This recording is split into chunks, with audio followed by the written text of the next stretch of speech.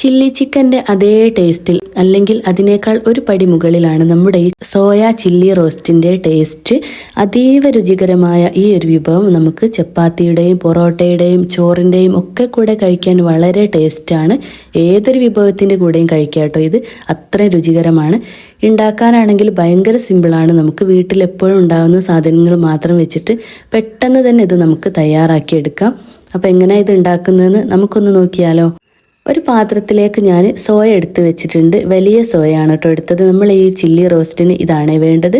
എന്നിട്ട് അതിലേക്ക് കുറച്ച് പച്ചവെള്ളം ഒഴിച്ചിട്ട് കുറച്ച് 10 മിനിറ്റ് ഒന്ന് സോക്ക് ചെയ്ത് വെക്കാം. ഈ ഒരു പ്രൊസീജിയർ എന്തിനാ ചെയ്യുന്നതെന്ന് വെച്ചാൽ ചിലർക്കൊന്നും ഇതിൻ്റെ ഒരു റോ ടേസ്റ്റ് ഇഷ്ടാവില്ല.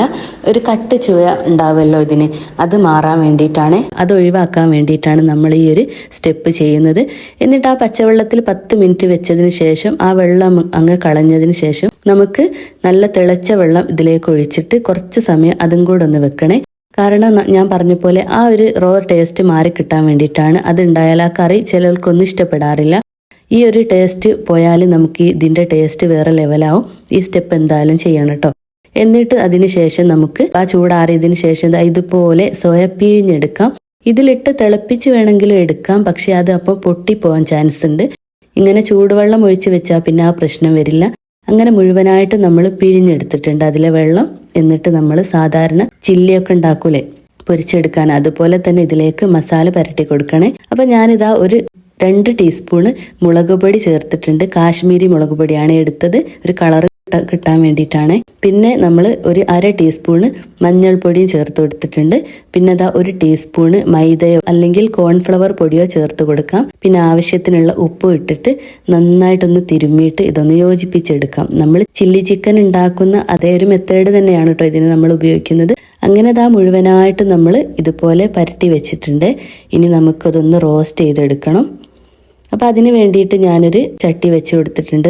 എണ്ണ ഒഴിച്ചിട്ട് നന്നായി എണ്ണ ചൂടായതിന് ശേഷം നമുക്കിത് കുറേശ്ശെയായിട്ട് ഇട്ടിട്ട് ഫ്രൈ ചെയ്തെടുക്കാം. ഇത് പെട്ടെന്ന് തന്നെ ഫ്രൈ ചെയ്ത് കിട്ടും. അതുപോലെ തന്നെ എണ്ണ കുടിക്കുന്ന പ്രശ്നമൊന്നും വരില്ല. ഞാൻ കോരി എടുക്കുന്ന സമയത്ത് നിങ്ങൾക്ക് കാണാൻ വേണ്ടിയിട്ട് പറ്റും.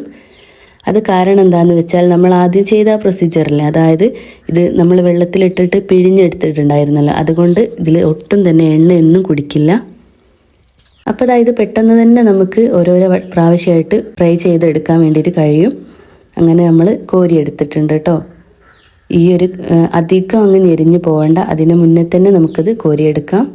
അങ്ങനെ മുഴുവനായി നമ്മൾ പൊരിച്ച് കഴിഞ്ഞിട്ടുണ്ട്. ഒരു 2-3 പ്രാവശ്യമായി ഇട്ടിട്ട് ഇനി നമുക്ക് റോസ്റ്റ് ഉണ്ടാക്കാൻ വേണ്ടിയിട്ട് തുടങ്ങാം. നമ്മൾ ആ ഫ്രൈ ചെയ്ത ഓയിലിൽ നിന്ന് കുറച്ച് ഇതിലേക്ക് ഒഴിച്ചു കൊടുക്കാം. ഞാൻ സൺഫ്ലവർ ഓയിലിലായിരുന്നു പൊരിച്ചത്, അതുകൊണ്ടാണ് എടുത്തത്. അല്ലെങ്കിൽ പിന്നെ വെളിച്ചെണ്ണ എടുത്താൽ മതി. അപ്പോൾ നമ്മളിതാ ചില്ലി ചിക്കനൊക്കെ വേണ്ടിയിട്ട് സവോള കട്ട് ചെയ്തെടുക്കില്ല, കുറച്ച് കട്ടിയായിട്ട്. അതുപോലെ ഒരു മീഡിയം സൈസിലുള്ള സവോള ഞാൻ കട്ട് ചെയ്ത് ഇതിലേക്ക് ഇട്ട് കൊടുത്തിട്ടുണ്ട്. ഇത് നന്നായിട്ട് അങ്ങ് വാടി കിട്ടുമൊന്നും വേണ്ട. നമ്മൾ ആ ചില്ലി ചിക്കനില്ലേ ഒരു പകുതി കുക്കായാൽ മതിയെ. എന്നിട്ട് ഇതാ നമ്മൾ അതിലേക്ക് കുറച്ച് ഇഞ്ചിയും വെളുത്തുള്ളിയും പേസ്റ്റ് ആക്കിയതും കൂടെ ചേർത്ത് കൊടുത്തിട്ടുണ്ട്. ഇനി അതൊന്ന് വഴറ്റിയതിന് ശേഷം നമുക്ക് ചെറിയൊരു മീഡിയം സൈസിലുള്ള തക്കാളിയും അതുപോലെ ഒരു ക്യാപ്സിക്കത്തിൻ്റെ പകുതിയും ഇതുപോലെ തന്നെ കട്ട് ചെയ്ത് അതിലേക്ക് ഇട്ട് കൊടുത്തിട്ടുണ്ട്. നോൺ വെജ് വിഭവങ്ങളൊക്കെ കഴിക്കാത്തവർക്ക് ഇതെന്തായാലും ഒന്ന് പരീക്ഷിച്ച് നോക്കാവുന്നതാണ്. എന്തായാലും ഇഷ്ടമാവും. ഇനി നമുക്ക് ഇതിലേക്ക് ആവശ്യത്തിനുള്ള ഉപ്പ് കൂടെ ചേർത്ത് കൊടുക്കാം. നമ്മൾ നേരത്തെ സോയ റോസ്റ്റ് ചെയ്ത സമയത്ത് അതിൽ കുറച്ച് ഇട്ടിട്ടുണ്ട്. പിന്നെ ഇതിലേക്ക് മാത്രമായിട്ടുള്ള കുറച്ച് ഇട്ട് കൊടുത്താൽ മതി. പിന്നെ അതാ കുറച്ച് പൊടികൾ ചേർത്ത് കൊടുക്കുക. ഒരു 1.5 ടീസ്പൂണ് കാശ്മീരി മുളക് പൊടിയാണ് ചേർത്തത്. ഇനി എരിവുള്ളതാണെങ്കിൽ 1 ടീസ്പൂൺ ഇട്ട് കൊടുത്താൽ മതി. പിന്നെ അതാ ഒരു 1/2 ടീസ്പൂണ് കുരുമുളക് പൊടി കൂടെ ചേർത്ത് കൊടുത്തിട്ടുണ്ട്. പിന്നെ ഒരു 1/2 ടീസ്പൂണ് മഞ്ഞൾപ്പൊടിയും കൂടി ചേർത്തിട്ട് നന്നായിട്ട് ആ പൊടികളുടെ പച്ചമണം മാറുന്ന വരെ ഒന്ന് റോസ്റ്റ് ചെയ്തെടുക്കാം. ആദ്യമായിട്ടാണ് നിങ്ങൾ എൻ്റെ ചാനൽ കാണുന്നതെങ്കിൽ ഒന്ന് സബ്സ്ക്രൈബ് ചെയ്ത് സപ്പോർട്ട് ചെയ്യണം കേട്ടോ. ഇതുപോലെയുള്ള നല്ല നല്ല റെസിപ്പീസൊക്കെ ഇടുന്ന സമയത്ത് നിങ്ങൾക്ക് കിട്ടാൻ വേണ്ടിയിട്ടാണ്. അങ്ങനെ അതാ നമ്മൾ ഇനി ഇതിലേക്ക് ചേർക്കാൻ പോകുന്നത്, കയ്യിലുണ്ടെങ്കിൽ മാത്രം മതി, ടൊമാറ്റോ സോസ്. ഒരു 1.5 ടീസ്പൂണ് ടൊമാറ്റോ സോസും കുറച്ച് അതുപോലെ തന്നെ 1 ടീസ്പൂണ് ചില്ലി സോസും പിന്നെ ഒരു 1/2 ടീസ്പൂണ് സോയാ സോസും ഇത്രയും ചേർത്ത് കൊടുത്തിട്ടുണ്ട്. നമ്മളെ കയ്യിലുണ്ടെങ്കിൽ ചേർത്ത് കൊടുത്താൽ മതി, അല്ലെങ്കിൽ ഒരു തക്കാളി അരച്ചിട്ട് ചേർത്ത് കൊടുത്താൽ മതി അതിന് പകരം. പിന്നെ അതാ ഞാനിവിടെ 1 ടീസ്പൂണ് കോൺഫ്ലവർ പൊടിയിലേക്ക് കുറച്ച് വെള്ളം ഒഴിച്ചിട്ട് ഇതുപോലെ മിക്സ് ആക്കി എടുത്തിട്ടുണ്ടായിരുന്നു. ഇനി കോൺഫ്ലവർ ഇല്ലെങ്കിൽ കുഴപ്പമില്ല, മൈദയായാലും മതി. എന്നിട്ട് അത് നമ്മുടെ ആ മസാലയിലേക്ക് ഒഴിച്ച് കൊടുത്തിട്ടുണ്ട്. ആവശ്യത്തിനുള്ള വെള്ളം കൂടെ ചേർത്ത് കൊടുത്തിട്ടുണ്ട്. ഇനി അത് തിളച്ച് വരുന്ന സമയത്ത് ഇതുപോലെ കുറുകി വരും. ആ കുറുകി വരുന്ന സമയത്ത് നമുക്ക് നമ്മൾ നേരത്തെ ഫ്രൈ ചെയ്ത് വെച്ചിരുന്ന സോയ മുഴുവനായിട്ടും അതിലേക്ക് അങ്ങ് ഇട്ട് കൊടുക്കാം. എന്നിട്ട് നന്നായിട്ടൊന്ന് മിക്സ് ചെയ്തെടുക്കണം. ഈ ഗ്രേവിയൊക്കെ ഇതിൽ നന്നായിട്ട് പിടിക്കും. കുറച്ച് സമയം ഒന്ന് അങ്ങനെ വെച്ചതിന് ശേഷം നമുക്ക് ഫ്ലെയിം ഓഫ് ചെയ്യാം. ഇത് കാണുമ്പം തന്നെ നിങ്ങൾക്ക് മനസ്സിലാവുന്നില്ലേ എത്രത്തോളം ടേസ്റ്റി ആണെന്നുള്ളത്. ഇതെന്തായാലും ഒരു വട്ടം ഉണ്ടാക്കി നോക്കണം കേട്ടോ നിങ്ങൾ. സോയ ഇഷ്ടമല്ലാത്തവർ പോലും കഴിച്ചു പോവും. നമ്മൾ കുട്ടികൾക്കൊക്കെ സ്കൂളിലേക്കൊക്കെ ലഞ്ചിൻ്റെ കൂടെ കൊടുത്തേക്കാനും അതുപോലെ ഓഫീസിലൊക്കെ പോകുന്നവർക്കൊക്കെ പെട്ടെന്ന് തയ്യാറാക്കി എടുക്കാൻ പറ്റിയൊരു വിഭവമാണല്ലോ. ഇതൊരു 10 മിനിറ്റ് മതി ഇത് റെഡിയാക്കി എടുക്കാൻ വേണ്ടിയിട്ട്.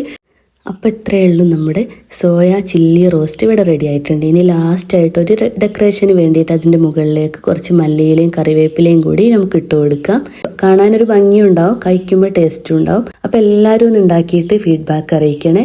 ഇഷ്ടമായിട്ടുണ്ടെങ്കിൽ വീഡിയോ ലൈക്ക് ചെയ്യാനും കമൻറ്റ് ചെയ്യാനും ചാനൽ ഒന്ന് സബ്സ്ക്രൈബ് ചെയ്യാനും മറക്കരുതേ.